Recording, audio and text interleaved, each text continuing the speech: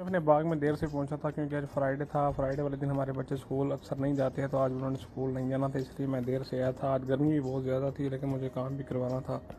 ہم نے آموں کو اوپر کر رہے تھے جو نیچے آئے تھے آندھی کی وجہ سے، ہم ان کو اوپر کر رہے تھے. اصل میں یہ ہوتا ہے کہ جب یہ آندھی آتی ہے جو آم نیچے ہوتے ہیں وہ اکثر گر جاتے ہیں یا زمین سے ٹکرا کے خراب ہو جاتے ہیں، تو اس لیے ہم ان کو اوپر کر رہے تھے. اس لیے میں کچھ رسیاں بھی گھر سے لایا تھا.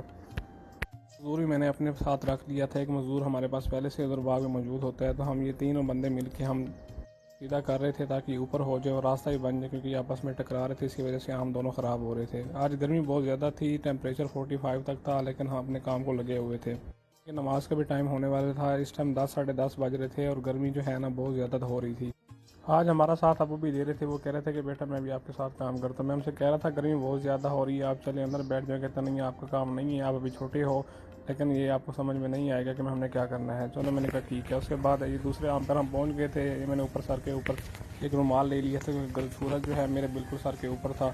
میں کام کرتے ہوئے دیکھ رہا تھا. میں نے دیکھا کہ ابو کام کر رہے تھے، میں بھی ان کے ساتھ چلا جاتا ہوں کام کروانے کے لیے.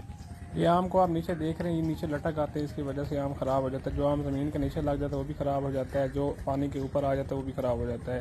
اس کی وجہ سے ہم جو ہے نا ان کو بالکل اوپر کر رہے تھے تاکہ زمین سے نہ ٹکرائیں، اور راستے کے اندر جو بھی کوئی آتا ہے ٹریکٹر ٹرالی والا وہ بھی آموں کو خراب کر کے چلا جاتا ہے. اس لیے ہم نے جو ہے نا ان کو اوپر کروانے کا سوچا تھا.